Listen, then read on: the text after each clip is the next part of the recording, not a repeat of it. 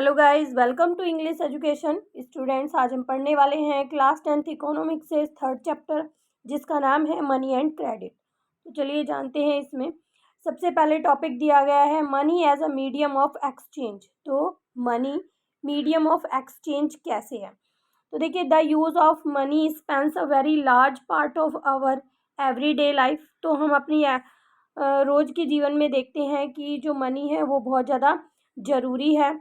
Look around you and you would easily be able to identify several transactions involving money in any single day। तो आप क्या देखते हैं, जब अपने आसपास अगर आप देखते हैं तो आप देखेंगे कि बहुत सारे जो ट्रांजेक्शन्स होते हैं एक ही दिन में, वो मनी से होते हैं, जिसमें मनी इन्वॉल्व होता है। Can you make a list of these? क्या आप ऐसे कुछ ट्रांजेक्शन की लिस्ट बना सकते हैं? In many of these transaction goods are being bought and sold with the use of money. तो ये सभी जो ट्रांजेक्शन होते हैं, इनमें क्या होता है कि हम बहुत सारे सामान को खरीदते हैं और बेचते हैं मनी को यूज़ करते हुए। In some of these transaction service are being exchange with money. तो ये जो ट्रांजेक्शन्स होते हैं, इनमें हम क्या करते हैं, इनमें हम सर्विस को भी लेते हैं और मनी देते हैं। जैसे कि हम मान लेते हैं, हम एजुकेशन गेट कर रहे हैं तो हम टीचर से जो है एक सर्विस लेते हैं, डॉक्टर से सर्विस लेते हैं और उसके बदले में हम मनी देते हैं। For some there might not be any actual transfer of money taking place now but promise to pay money later. कई बार ऐसा भी होता है कि जो है पैसा तुरंत के तुरंत नहीं चुकाया जाता है और कह दिया जाता है कि वो जो मनी है वो बाद में दे दिया जाएगा। Have you ever wondered why transaction are made in money? तो क्या आपने कभी ये सोचा है कि ये जो सभी ट्रांजेक्शन्स होते हैं, इनमें हम मनी का ही यूज़ क्यों करते हैं? The reason is simple. जो कारण है वो बहुत ही साधारण सा है। A person holding money can easily exchange it for any commodity और सर्विस। कॉमोडिटी आप गुड को भी कह सकते हैं, कोई भी सामान है, ठीक है। तो अगर एक इंसान के पास, एक पर्सन के पास मनी होगा तो आसानी से वो किसी भी सामान को, किसी भी सर्विस को खरीद सकता है जिसे वो चाहता है। दस everyone prefer to receive payment in money and then exchange the money for things that they want।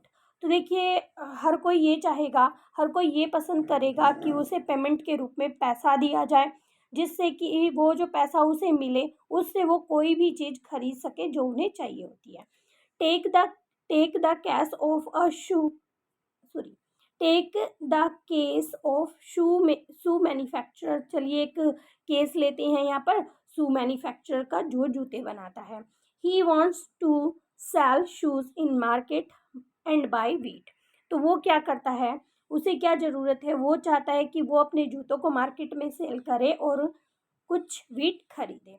The shoe manufacturer will first exchange shoe that he was produce for money.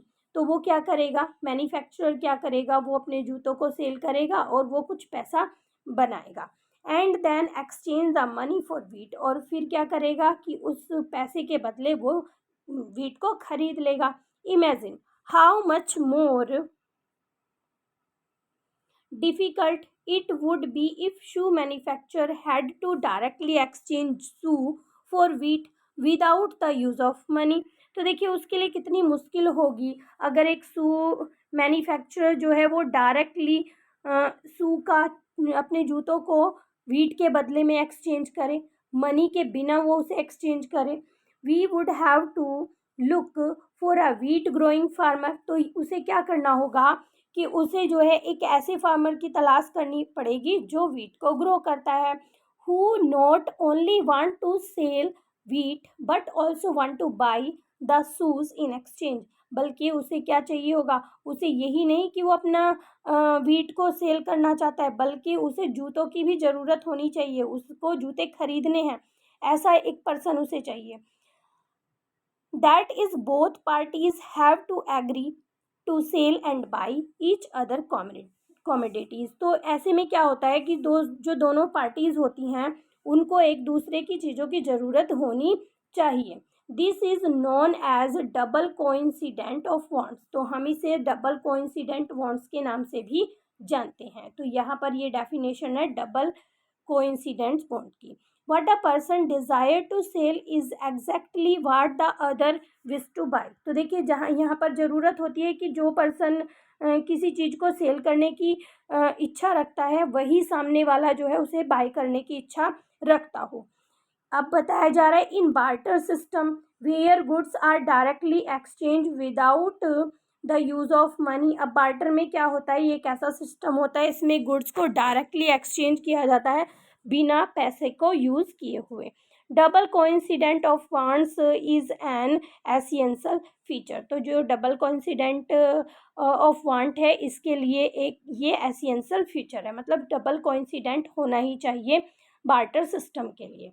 आगे पढ़ते हैं। In contrast in an economy where money is in use money by providing the crucial intermediate step eliminates the need for double coincident of fund. तो देखिए वो economy जहाँ पर हम money का यूज़ करते हैं उससे क्या होता है, ये इंटरमीडिएट स्टेप लेता है और ये जो डबल कोइंसिडेंट ऑफ वांट होता है ना इसकी नीड को ख़त्म कर देता है। यानी कि अगर पैसा होगा तो हमें डबल कोइंसिडेंट ऑफ वांट्स की ज़रूरत नहीं होगी। It is no longer necessary for the shoe manufacturer to look for farmers who will buy his shoes and at the same time sell him wheat. तो देखिए ऐसी सिचुएशन में अगर हम मनी का यूज़ करेंगे तो ऐसी सिचुएशन में जो शू मैन्युफैक्चरर है उसे क्या करना होगा, उसे ऐसे फार्मर्स को ढूंढने की ज़रूरत नहीं होगी जो कि उसका शू खरीदे और उसके बदले में उसी समय वो वीट को सेल करे। तो उसे ऐसी इंसान की ज़रूरत नहीं होगी अगर हम मनी को यूज़ करते हैं। ठीक है। All he has to do is find buyer for his shoe. ठीक है। तो यहाँ पर कहा जा रहा है कि all he has to do is find a buyer for. बस ऐसे में क्या होगा कि उसे एक ऐसे बायर की ज़रूरत होगी जो कि उसके जूतों को खरीद ले और उसके बदले में उसे मनी दे दे। Once he has exchange his shoes for money, जब एक बार वो अपने जूतों को मनी के बदले में एक्सचेंज कर लेगा, ही कैन परचेज वीट और एनी अदर कॉमोडिटीज़ इन मार्केट। तो जब उसके पास मनी आ जाएगा तो वो क्या कर सकता है, वो कोई भी सामान खरीद सकता है, वीट खरीद सकता है मार्केट से। Since money acts as an intermediate in the exchange process. तो इस तरह से हमने जाना कि जो मनी होता है वो कैसे एक्ट करता है, वो इंटरमीडिएट का काम करता है in exchange process. Exchange process में वो इंटरमीडिएट का काम करता है। It is called a medium of exchange, इसे मीडियम ऑफ एक्सचेंज कहा जाता है। अभी हम पढ़ेंगे मॉडर्न फॉर्म ऑफ मनी। तो किस तरह से आधुनिक युग में किस तरह से मनी की फॉर्म है।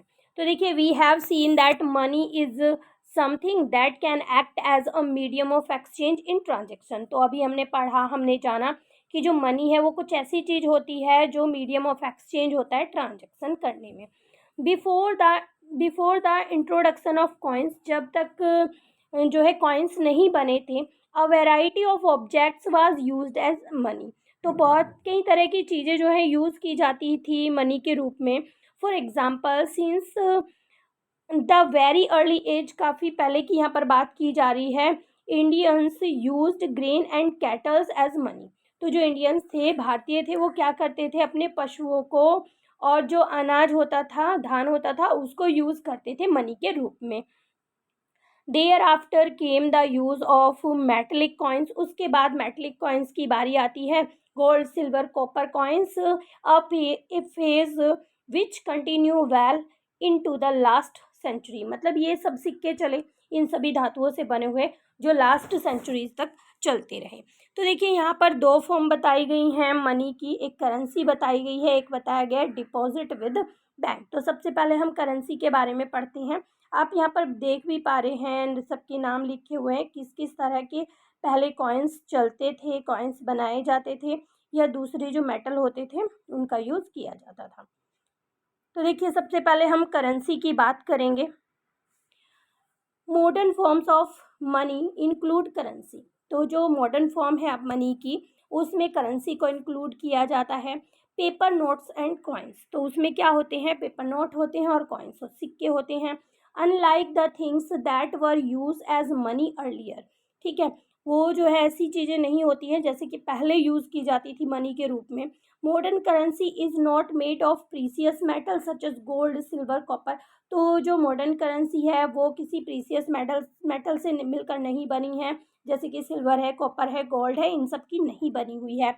And unlike grain and cattle they are neither of everyday use, और ना ही कुछ ऐसी चीज़ें एज मनी यूज़ की जाती है जैसे कि कैटल है, ग्रेन है, उन सबको यूज़ नहीं किया जाता है जैसे कि पहले किया जाता था। The modern currency is without any use of its own, तो ये जो मॉडर्न करेंसी है ना, अपने आप में इसकी कोई वैल्यू नहीं है, कोई भी वैल्यू इस करेंसी की नहीं है। क्यों नहीं है? Then why is it accepted as the medium of exchange, जब इसकी कोई वैल्यू ही नहीं है अपने आप में, तो इसे हमने मीडियम ऑफ एक्सचेंज के रूप में क्यों स्वीकार किया? अब क्वेश्चन होता है ये। तो it is accepted as a medium of exchange because the currency is authorized by the government of country, क्योंकि इसे गवर्नमेंट ऑफ कंट्री की गवर्नमेंट के द्वारा ऑथराइज कर दिया गया है, इसलिए इसे मीडियम ऑफ एक्सचेंज मान लिया गया है। देखिए, in India the reserve bank of India issues currency note on behalf of the central government, तो देखिए सेंट्रल गवर्नमेंट के बिहाफ पर भारतीय रिजर्व बैंक ऑफ इंडिया है वो इन नोट को इशू करता है। एज पर इंडियन लॉ, जैसे कि भारत का लॉ है, नो अदर इंडिविजुअल, कोई भी एक पर्टिकुलर इंसान और organization is allowed to issue currency, तो किसी भी एक पर्टिकुलर इंसान को या फिर किसी ऑर्गेनाइजेशन को ये अनुमति नहीं है कि वो करेंसी को इशू कर सके।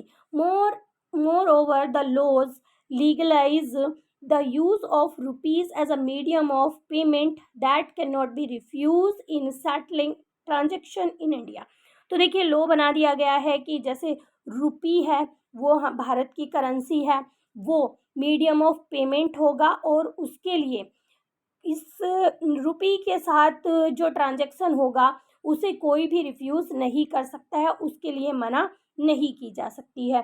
No individual in India can legally refuse the payment made in rupee, तो कोई भी इंडिविजुअल या कोई भी कोई भी इंसान ऐसा नहीं कर सकता है भारत में कि पेमेंट के रूप में अगर रुपी दिया जाए तो उसको मना कर दिया जाए, ठीक है। Hence, the rupee is widely accepted as a medium of exchange, तो इस तरह से जो रुपी है उसे स्वीकार कर लिया गया है as a medium of exchange, money के रूप में। तो यहाँ पर हमने करेंसी के बारे में जाना, जो कि नोट होते हैं, सिक्के होते हैं, कौन उन्हें यहाँ पर इशू करता है, तो हमने यहाँ पर जाना कि रिजर्व बैंक ऑफ इंडिया है जो इस करेंसी को इशू करती है on the behalf of government, central government, ठीक है। तो कोई भी इंडिविजुअल पर्सन या फिर कोई भी ऑर्गेनाइजेशन ये सभी नोट या सिक्के इशू नहीं कर सकती है और कोई भी इससे पेमेंट लेने के लिए मना नहीं कर सकता है, ये हमने पढ़ा। अभी हम पढ़ेंगे डिपॉजिट्स विद बैंक, ठीक है। बैंक के बारे में आप सभी जानते हैं, आजकल इनका बहुत ज़्यादा यूज़ हो रहा है, तो जानते हैं ये सब क्या है। The other form in which people hold money is as deposit with bank, तो एक और फॉर्म है इसकी जिसमें लोगों के पास पैसा होता है और वो जो मनी है वो बैंक में डिपॉजिट रहता है।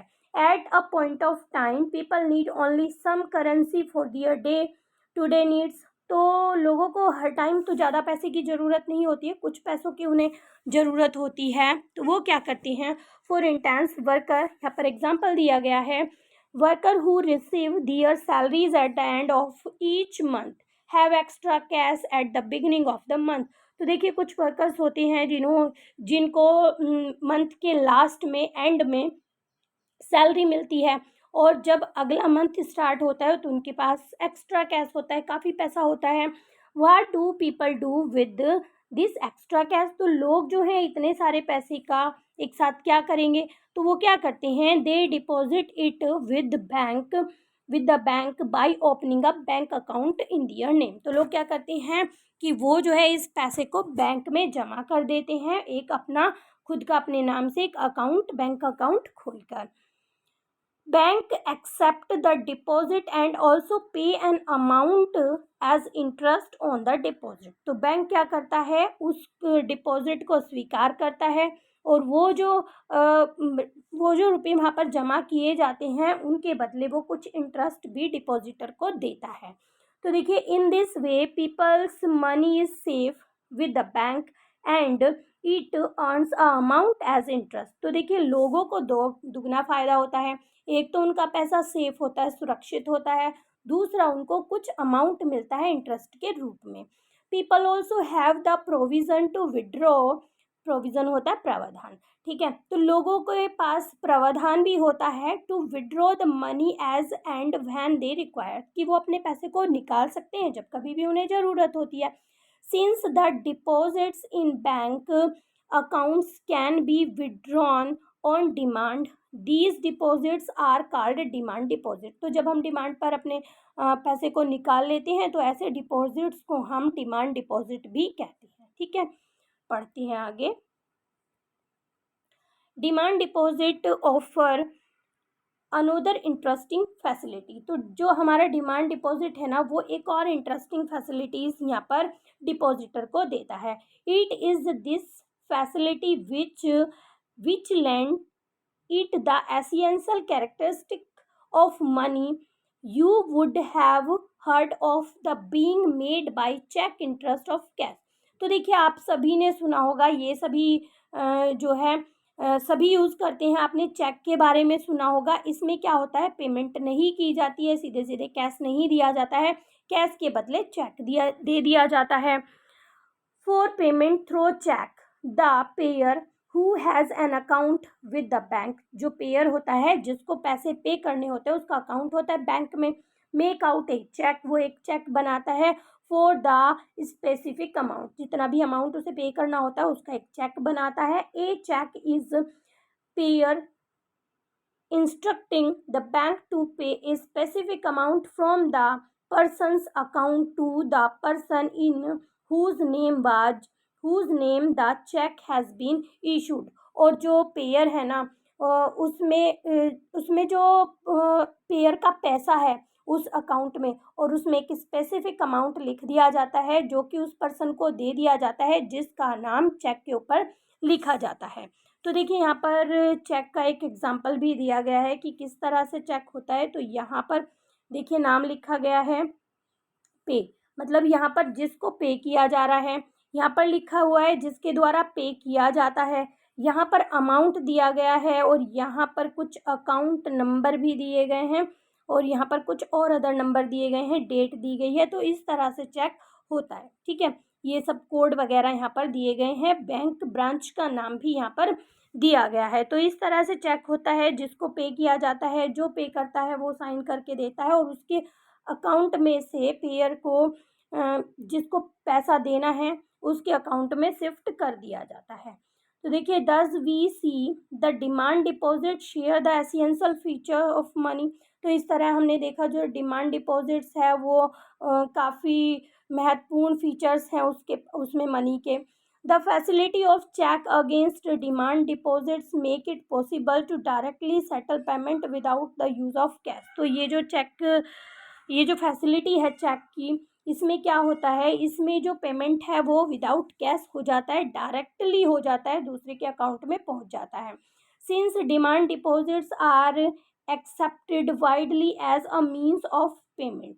तो देखिए, जो डिमांड डिपॉजिट है वो इसे बहुत ज़्यादा स्वीकारा जा रहा है मीन्स ऑफ पेमेंट के रूप में। अलोंग विद करेंसी, मतलब करेंसी को इतना ज़्यादा भी यूज़ नहीं किया जा रहा है, ये जो पेमेंट है डिमांड डिपॉजिट इसको ज़्यादा यूज़ किया जाता है। आगे पढ़ते हैं। You must remember the role that the bank pay here. अब यहाँ पर आपको याद रखना होगा कि बैंक जो है वो क्या रोल प्ले करता है यहाँ पर, ठीक है। But for the bank there would be no demand deposit. तो देखिए अगर बैंक नहीं है तो क्या होगा, कोई भी डिमांड डिपॉजिट नहीं होगा, ना ही कोई पेमेंट होगा चेक चेक के थ्रू, ठीक है। तो कोई भी यहाँ पर पेमेंट नहीं होगा अगर बैंक नहीं है। The modern form of money, currency and deposits are closely linked to the working of the modern banking system. तो ये जो करेंसी है, ये जो डिपॉजिट्स हैं, ये काफ़ी ज़्यादा जुड़े हुए होते हैं बैंकिंग सिस्टम से। आगे पढ़ते हैं, लोन एक्टिविटीज़ ऑफ बैंक। अब आप जानेंगे कि किस तरह से जो बैंक है वो लोन एक्टिविटी करता है, क्या प्रॉफिट यहाँ पर बैंक को होता है, क्या डिपॉजिटर को होता है और क्या बोरोवर को होता है। तो देखिए let us take the story of bank further. हम आगे बढ़ते हैं और बैंक की स्टोरी के बारे में पढ़ते हैं।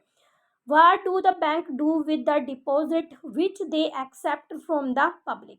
तो देखिए बैंक उस पैसे का क्या करती है जो वो पब्लिक से डिपॉजिट करवाती है, डिपॉजिट करती है public. There is an interesting mechanism at work here. तो काफ़ी इंटरेस्टिंग सी बात है कि किस तरह से वो काम करता है। Bank keep only a small proportion of their deposit as cash with themself. तो बैंक क्या करता है, जितना भी अमाउंट डिपॉजिट किया जाता है इसका एक छोटा सा हिस्सा अपने पास कैश के रूप में रखता है। For example, bank in India these days hold about 15% of their deposit as cash. तो अभी इंडिया की बात की जा रही है, जैसे कि इंडिया में है कि 15% कैश को रखा जाता है बैंक के अंदर, जितना भी डिपॉजिट होता है उसका 15% रख लिया जाता है। This is kept as provision to pay the depositor who might come to withdraw money from the bank on any given day. तो मतलब किसी भी दिन ये क्यों रखा जाता है, ये इसलिए रखा जाता है जो डिपॉजिटर है वो कभी भी अपने पैसे को लेने के लिए आ सकते हैं, अपने पैसे को विड्रॉ करने के लिए आ सकते हैं। Since on the particular day only some of its money depositor come to withdraw cash. ऐसा तो नहीं है कि सभी एक साथ आएंगे, तो चूंकि कुछ ही पर एक ही दिन में कुछ ही लोग पैसे को विड्रॉ करने आते हैं, तो इसलिए वहाँ पर 15% रखा जाता है। The bank is able to manage with cash. और बैंक जो है ये मनी रख कर ये सारी चीज़ें मैनेज कर लेता है। Bank use the major portion of the deposit to extend loan. अब बाकी जो बचा हुआ पैसा रहता है बैंक के पास वो एज ए लोन के रूप में लोगों को देता है। तो देखिए there is a huge demand for loans for various economic activities. तो बहुत सारी इकोनॉमिक एक्टिविटीज़ को करने के लिए लोन की काफ़ी डिमांड होती है। We shall read more about this in the following section. और ये सब लोन की डिमांड कहाँ पर होती है, कैसे होती है, ये हम आने वाले सेक्शंस में पढ़ने वाले हैं। तो bank make use of deposits to meet the loan requires of the people. तो देखिए बैंक क्या करता है, बैंक जिन लोगों को लोन की ज़रूरत होती है ना, उनकी ज़रूरत को पूरा करता है। In this way bank mediate between those who have surplus fund, यानी कि जो डिपॉजिटर होते हैं, and those who are need of these funds the borrower. तो देखिए बैंक जो है मीडिएट का काम करता है उन दोनों के बीच में, वो जो पैसों को जमा करते हैं और वो जो पैसों को उधार लेते हैं, उनके बीच का वो काम करता है। Bank charge a higher interest rate on loans than what they offer on deposit. तो देखिए डिपॉजिट्स पर तो काफ़ी कम इंटरेस्ट दिया जाता है, बट जो लोन दिया जाता है उस पर काफ़ी हाई रेट पर इंटरेस्ट लिया जाता है। The difference between what is charged from borrowers and what is paid to depositor is their main source of income. तो यहाँ पर हमने जाना कि जो बैंक है उसकी मेन सोर्स ऑफ इनकम क्या है, किस तरह से वो इनकम करता है। तो ये जो डिफरेंस है ना लोन का और जो डिपॉजिटर को इंटरेस्ट दिया जाता है उस इंटरेस्ट का, और जो लोन लेने वाले हैं उनको जो जिस इंटरेस्ट पे पैसा दिया जाता है, ये जो डिफरेंस है यही एक बैंक की इनकम होती है। मान लेते हैं कि जो डिपॉजिटर हैं उनको दिया जाता है 3% ऑफ इंटरेस्ट पे पैसा उनका लिया जाता है, और जो आपके लोन लेने वाले हैं उनको मान लेते हैं 12% पे जो पैसा है वो दिया जाता है। तो इनके बीच का जो अमाउंट आता है, जो इंटरेस्ट आता है, तो वो होती है बैंक की इनकम। तो यहाँ पर आप देख पा रहे हैं फिगर, यहाँ पर आप समझ भी पाएंगे तो ये आपके डिपॉजिटर हैं और ये बोरोवर्स हैं। इन्हें लोन की ज़रूरत है और इनके पास एक्स्ट्रा पैसा है जिसको वो बैंक में जमा करने के लिए आते हैं। तो यहाँ पर भी इंटरेस्ट होता है, यहाँ पर भी इंटरेस्ट होता है, लेकिन यहाँ पर कितना है इंटरेस्ट? सपोज करें हम ऐसा कि यहाँ पर 12% इंटरेस्ट है और यहाँ पर है 3% इंटरेस्ट। तो ये जो आपका बीच का 8% इंटरेस्ट है ये सब जाता है बैंक को। तो यही प्रॉफिट सभी बैंक को मिलता है। तो यहाँ तक का आपका चैप्टर आई होप क्लियर हो गया होगा। बाकी जो बचा हुआ चैप्टर है उसे हम नेक्स्ट वीडियो में पढ़ेंगे। अगर वीडियो आपको अच्छी लगी है तो एक लाइक ज़रूर करें। चैनल पर अगर आप पहली बार आए हैं तो चैनल को सब्सक्राइब करें। मिलते हैं अपने नेक्स्ट टॉपिक में, तब तक के लिए बाय बाय।